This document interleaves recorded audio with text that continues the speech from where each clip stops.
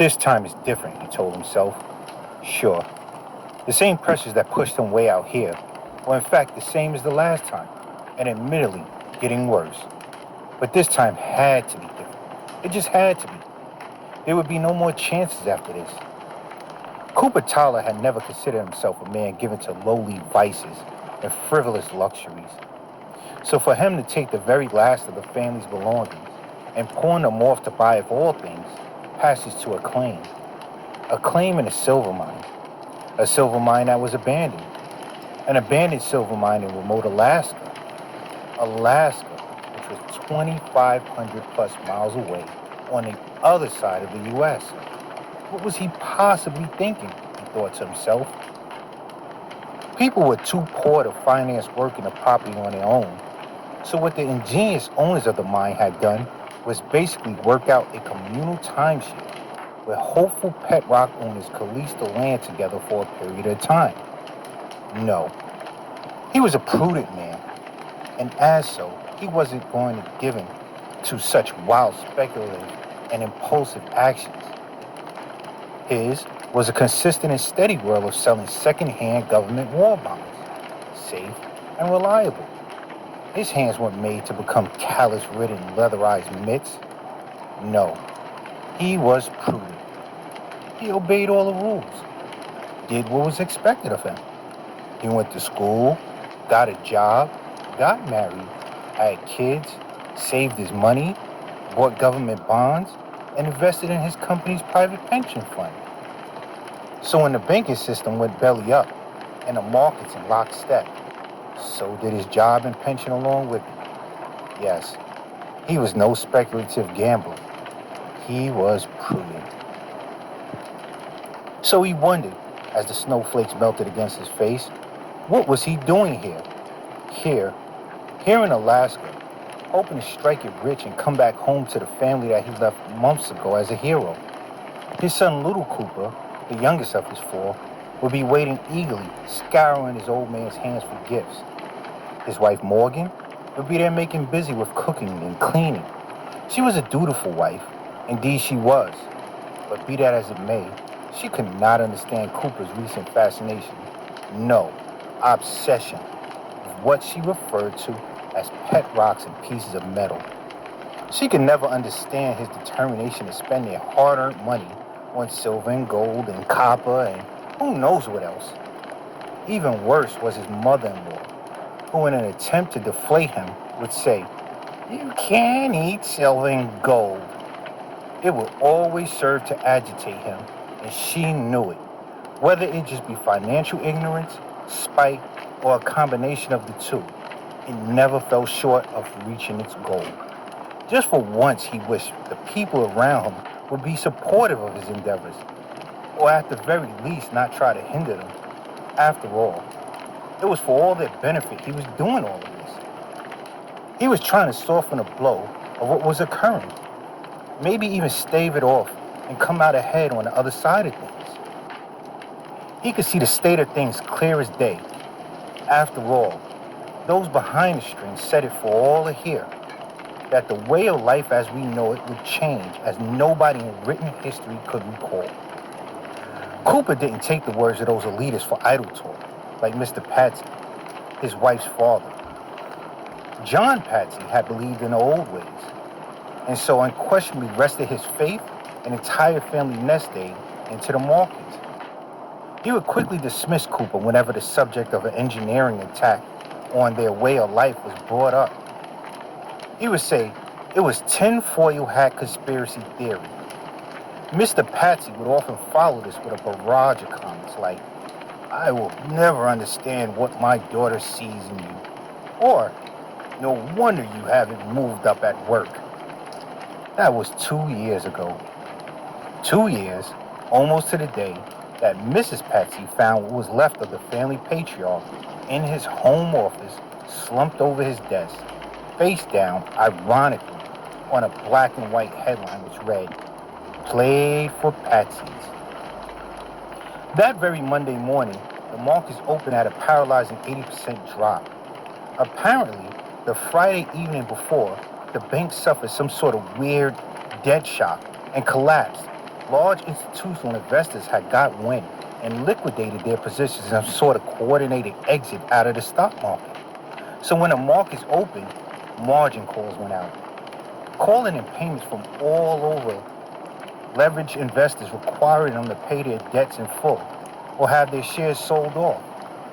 Panic set in, and a rush to sell began. With all sellers and no buyers, prices began to plummet in a race to the bottom. Even the brokerage houses were getting calls by banks.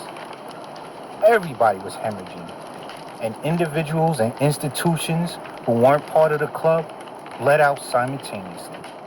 The president himself had declared a national emergency and by executive order halted trading and declared a bank holiday.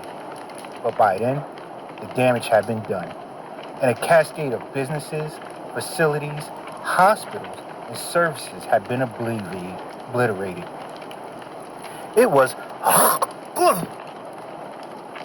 a most wondrous mixture of saliva, tobacco, blood, and phlegm landed mere centimeters at the feet of Cooper in a most grievous manner, snapping Cooper out of his trip down memory lane.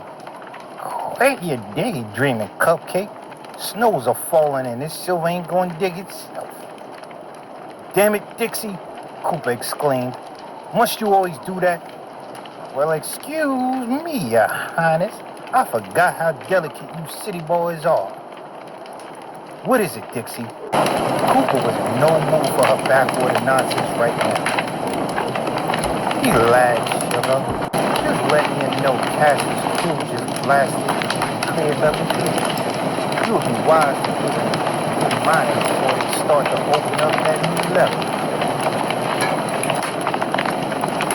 Cooper was more than annoyed at this point. Between the blast, the dogs barking, that she consistently kept around, and the smoke, and the snow, and everything else that morning, just could not take it anymore. He instinctively moved to reply sharply, but he caught himself, realizing it would do no good to his cause. After all, as hard around the edges as she was, his only proponent out here in the wild was she.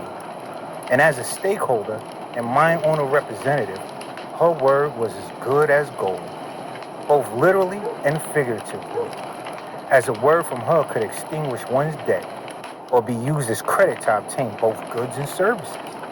Just as one word from her to the main office back in Washington, D.C.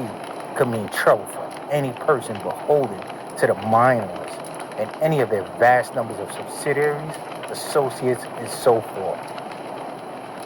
For the mega law firm of Weiss, Berg, and Stein were notorious for giving no quarter when it came to calling in debts from their clients. You see, Weiss, Berg, and Stein were at the very forefront of the lobbying effort which had instituted the U.S. Debt Relief Act, which, opposite of its name, of course, would cause those who found themselves beholden to these various lenders and landowners and could not pay in a timely manner find themselves in prison and or indentured servitude.